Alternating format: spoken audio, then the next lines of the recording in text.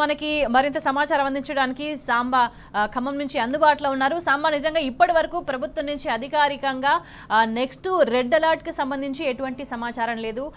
CMO నుంచి కావచ్చు, మంత్రుల నుంచి కావచ్చు, ఎటువంటి అధికారికమైన అలర్ట్ లేదు. మరి ఈ నేపథ్యంలో మరి ప్రజలు ఎట్లా సిద్ధమవుతారు? ఎట్లాంటి పరిస్థితి కనిపిస్తోంది?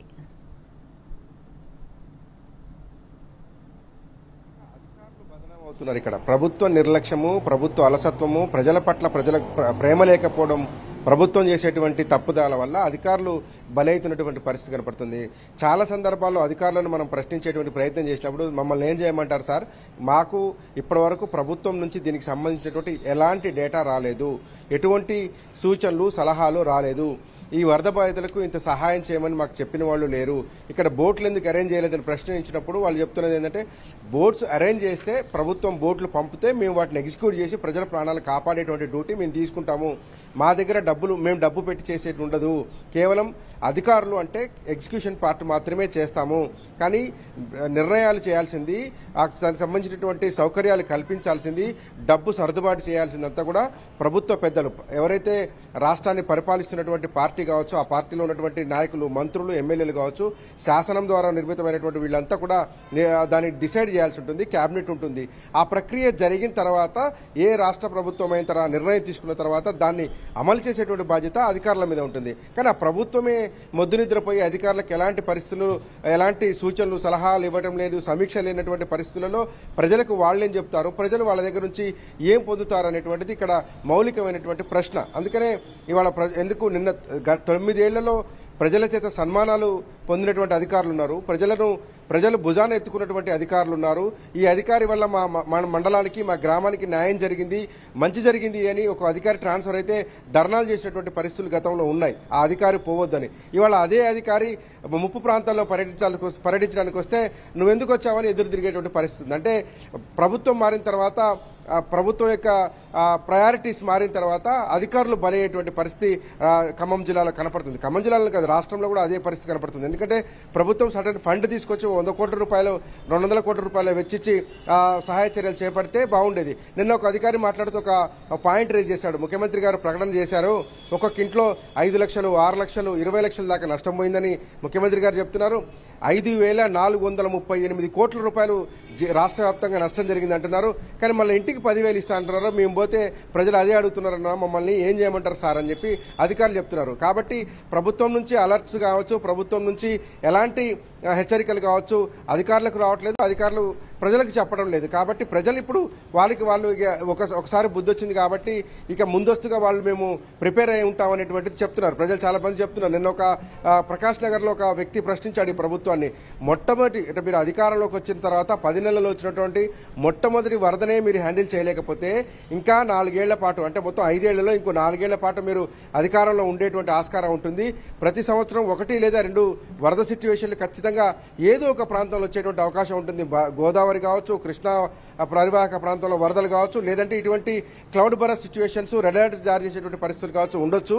మీరు ఇప్పుడే దీన్ని హ్యాండిల్ చేయలేకపోతే భవిష్యత్తులో ఈ ప్రభుత్వం నుంచి ప్రజలకు ఎలాంటి భరోసా వస్తుంది అనేటువంటి ప్రశ్న కొంతమంది వరద బాధితుల నుంచి వస్తుంది. దీనికి సమాధానం ఇప్పుడు సిచ్యువేషన్ అయితే ఇట్లా చూస్తున్నాము.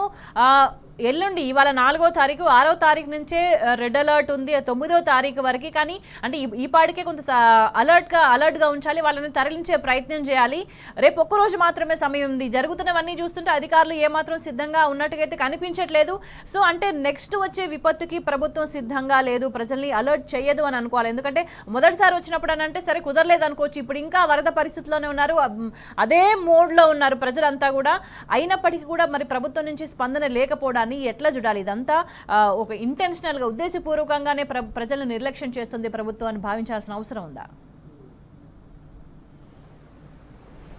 స్వేచ్ఛ, ఈసారి వరదొస్తే మట్టుకు నష్టం చాలా పెద్ద ఎత్తున ఉంటుంది. ఎందుకంటే ఇప్పటికే చాలా చోట్ల చెరువులకు సంబంధించినటువంటి కట్టలు తెగి ఉన్నాయి, చాలా వాగులకు సంబంధించినటువంటి ఛానల్స్ తెగి ఉన్నాయి, పూడుకుపోయి ఉన్నాయి. దాంతోపాటు భూమి అంతా కూడా పదులెక్కుంది, అంటే మొత్తం తడిసిపోయి ఉన్నది. అంటే ప్రతి చిరుకు కూడా దిగువకే బొద్ది తప్ప భూమిలో ఇంకేటువంటి పరిస్థితి ఉండదు. కాబట్టి ఈసారి ఒకవేళ నిన్న మొన్న పడ్డటువంటి వర్షాలే 24 సెంటీమీటర్లు, 25 సెంటీమీటర్లు, 26 సెంటీమీటర్లు కనుక వర్షాలు పడితే ఆ వరదంతా మళ్ళీ మున్నేరుకే వస్తుంది. ఇప్పుడు మన వంశీ చెప్పినట్టుగా ఏదైతే వరంగల్ కావచ్చు, పాత వరంగల్ జిల్లా ములుగు కావచ్చు, వరంగల్ కావచ్చు, మహబాద్ కావచ్చు, భద్రాద్రి కొత్తగూడెం జిల్లా క్యాచ్మెంట్ ఏరియాలో పడే ప్రతి చుక్క కూడా మున్నేరు పరివాహకం అంటే కృష్ణా పరివాహకానికి వెళ్ళేటువంటి ప్రాంతం ఏదైతే ఉందో ఇప్పుడంతా పదునెక్కి మొత్తం తడిగా ఉంది. ఆ తడిగా ఉన్నటువంటి వర్షంలో ఒక చుక్క పడ్డా కానీ అది కాలువ ద్వారా ఈ మున్నేరుకు వస్తుంది. మున్నేరు ఖమ్మం మీదుగా వెళ్ళి కృష్ణానదిలో కలుస్తుంది. కాబట్టి ఈసారి కూడా 20, 24, 25 సెంటీమీటర్ల వర్షపాతం గనక నమోదైతే ఇంతకంటే ఎక్కువ నష్టం ఉంటుంది. ఈసారి ప్రాణ నష్టం కూడా జరిగేటువంటి ఆస్కారం ఉంటుంది. ఎందుకంటే పదును ఉన్నది కాబట్టి ప్రజలు ఎంత స్పీడ్గా బయటకు వెళ్ళలేని పరిస్థితి. చాలా చోట్ల మీకు బ్రిడ్జిలు తెగిపోయినాయి, చాలా చోట్ల రోడ్డు ఇంకు తెగిపోయి ఉంది. అక్కడ నుంచి ఇమ్మీడియట్గా బయటకు వచ్చేటువంటి పరిస్థితి ఉండదు. ఎందుకంటే అక్కడ గుంట ఉందో నీళ్లున్నాయో తెలియనటువంటి సిచ్యువేషన్ ఉంటుంది. ఆ సిచ్యువేషన్లో అర్ధరాత్రో అపరాత్రో లేకపోతే ఆ హడావిడిలో ఏదైనా వాహనంలో వస్తే కనుక అందులో కొట్టుకుపోయేటువంటి ప్రమాదం ఉంటుంది. అట్లాంటి ఘటన ఖమ్మం జిల్లాలో జరిగింది. కారేపల్లి మండలానికి చెందినటువంటి యువ సైంటిస్ట్ అట్లాగే చనిపోయారు మరిపేట దగ్గర. ఆ వరదను అంచనా వేయలేక వెళ్ళినటువంటి వాళ్ళు కారుతో సహా కొట్టుకుపోయి ప్రాణాలు కోల్పోయినటువంటి దుస్థితి ఉన్నది. కాబట్టి రేపు కనుక ఇదే సిచ్యువేషన్ అరైజ్ అయితే చాలా పెద్ద ఎత్తున నష్టం జరిగేటువంటి ఆస్కారం ఉంటుంది. కాబట్టి ప్రజలను సన్నద్ధం చేసేటువంటి బాధ్యత కొంతమంది సామాజిక కార్యకర్తలు బీఆర్ఎస్ పార్టీ తీసుకున్నట్టుగా కనపడుతుంది. బీఆర్ఎస్ పార్టీకి ఇప్పటికే చాలా సందర్భాల్లో హరీష్ రావు గారు కావచ్చు, కేటీఆర్ కావచ్చు, కేసీఆర్ గారు కావచ్చు అలర్ట్ జారీ చేస్తున్నారు. మీరు ప్రజల్లో ఉండండి, ప్రజలను రక్షించండి, ప్రజలకు అండగా ఉండేటువంటి ప్రయత్నం చేయండి చెప్తున్నారు. మీడియాగా కూడా చాలా మీడియా సంస్థలు బాధ్యతగా వ్యవహరిస్తున్నట్టు కనపడుతుంది. చాలా చోట్ల కూడా మీడియా ప్రతినిధులు చెప్తున్నటువంటి పరిస్థితి కనపడుతుంది. ప్రజలు, సామాజిక మాధ్యమాలు, సామాజికమైనటువంటి కార్యకర్తలు, సంస్థలు, అట్లాగే బీఆర్ఎస్ పార్టీ కావచ్చు, ఇతర కొన్ని వామపక్ష పార్టీలు కూడా ప్రజలను సన్నద్ధం చేసేటువంటి కార్యక్రమాలు తీసుకున్నట్టు కనపడుతుంది. కాబట్టి ప్రజలు తమ మార్గాల్లోనే మాత్రమే ఈ వరదను ఎదుర్కొని సన్నద్ధం అవుతున్నట్టు కనపడుతుంది. ఇంకా 2 రోజులు ప్రభుత్వానికి అవకాశం ఉంది.